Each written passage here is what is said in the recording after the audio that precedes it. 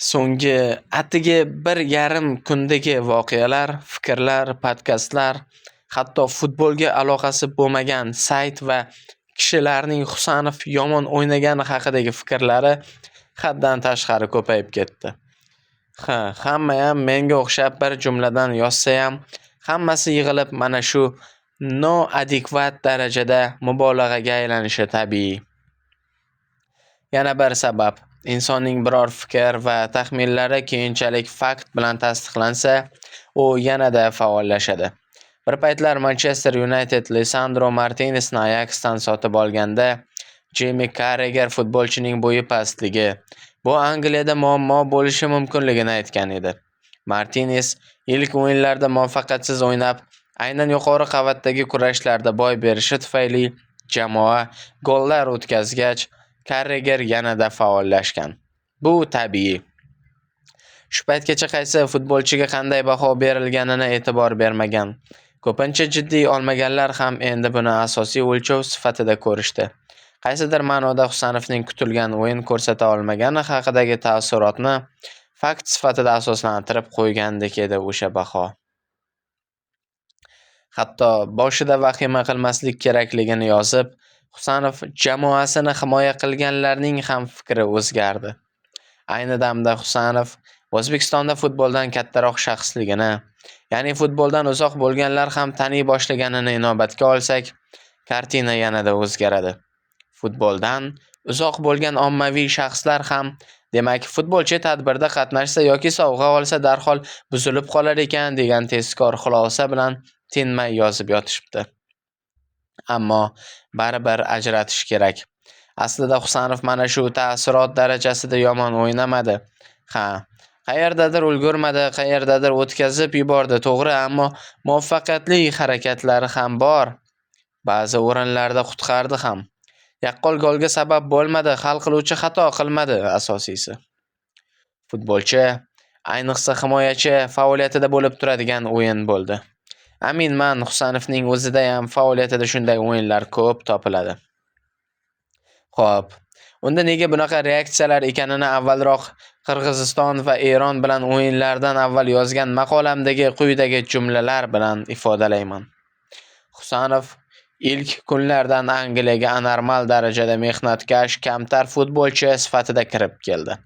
Hatto Guardiolaning ham uning haqidagi ilk fikrlari professionallik bilan, kamtarlik bilan bog'liq bo'ldi. Bu juda muhim edi. Husanov hali ham shunday shubha yo'q. U mehnatkash, kamtar, ikkita video yo mashina uni buzmaydi, aniq. Ammo o'sha dastlabki ta'ssurot, imijning saqlanishi ham ahamiyatlidir, birodarlarim. Shu ma'nodagi ertaga u xato qilsa, muvaffaqiyatsiz o'yin o'tkazsa ham oddiy qabul qilinishi, uning professionalizmiga shubha tug'dirmasligi kerak. Agar futbolchida yomon imij shakllansa, har qanday xato shunga bog'lanishi, sabablar chetdan axtarilishi ko'payib ketadi. Bu futbolchining ruhiyatiga ta'sir qiladi. Ingliz matbuoti shafqatsiz ayniqsa. Yomon imijni qo'ying. Hatto nofutbol faoliyat ham zarar berishi mumkinligini Marcus Rashford misolida ko'rganmiz. U karantin paytida bolalar uchun xayriya ishlar tashkil qilib, yaxshi e'tibor qozondi. Mamlakat miqyosida tilga tushdi. Keyin esa har bir muvaffaqiyatsiz o'yini o'sha ishlar bilan bog'lana boshlandi. Rashford boshqa ishlarga berilib, futbolni o'ylamay qo'ydi degan fikrlar ko'paydi. Bir paytlar Mbappe darajasida ko'rilgan yulduz hozir qayerda ekanini ko'ryapmiz. Aston Villada. Hozir yaxshi hammasi. Ertaga Xudo ko'rsatmasin Husanov o'yinida pasayish bo'lsa, yosh futbolchida bu ham tabiiy har holda. Mana bunaqa videolar endi ingliz matbuoti, yana ham yomoni muxlislari orasida aylanib yurishini tasavvur qilyapsizmi? Turli xulosalar bilan. To'g'ri bo'lmasa ham ta'siri seziladi hali. Shunchaki o'sha fikrlar isbotlandi. Amalda qanday bo'lishi kichikroq ko'rinishda namoyon bo'ldi, shu xolos. Ya'ni futboldan tashqaridagi salbiy tasavvur qanday qilib futbol bilan chambarchas bog'lanib ketishi haqidagi namunaning guvohi bo'ldik. Ishoning, men ko'p futbol ko'rganman. Husanov mana shu so'nggi haftada ideal rejimda yashab, vaqtida shug'ullanib, vaqtida dam olib ham muvaffaqiyatsiz o'yin o'tkazishi mumkin edi.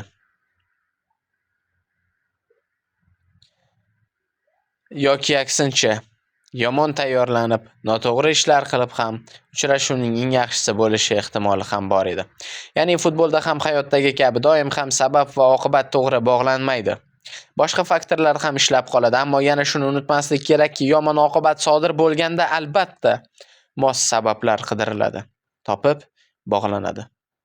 Rossiya terma jamoasi 2008-yilgi Yevropa chempionatida furor ko'targanida keyin jahon chempionatiga chiqa olmagan. Hal qiluvchi o'yin Sloveniyada kechgan va ruslar mag'lubiyatga uchraganda, o'yindan bir kun oldin futbolchilar mehmonxona yaqinidagi klublardan birida vaqt o'tkazgani haqidagi videolar chiqib tarqalib ketgan edi. U yog'i esingizda bo'lsa, Andrey Arshavinning o'sha mashhur "Sizning bizdan umidingiz bu, sizning muammongiz" degan gapi bilan tugagan. Bilmaymiz. Axir bu birinchi marta emasdir. Xuddi shu futbolchilar avval ham aytaylik Angliya ustidan g'alaba qozonishdan oldin ham xuddi shu ishni balki qilishgandir. Balki undan battarroq kayf safoni ham qilishgandir, ammo YouTube bergani uchun bu ko'zga ko'rinmagan. Yuqorida aytilganidek, yomon sabablar doim yomon oqibatga olib bormasligi mumkin, ammo doim yomon sabablardan qochish, tiyilish talab etiladi. Bu hatto qoidadir. Yana shuni e'tiborga olish kerakki, bizda Abduqodir Husanov bittagina xolos. Angliyadagi yagona umidimiz hozircha. Tabiiyki uni yaxshi ko'ramiz. Unda hammasi joyida bo'lishini istaymiz. Menimcha har qanday yurtdoshimiz ham shuni xohlaydi. Mana shu holatda ham shunchalik tanqidlar, fikrlar yangradimi demak, agar shunga o'xshash holat Xudo ko'rsatmasin Angliyada bo'lib qolsa tasavvur qilavering.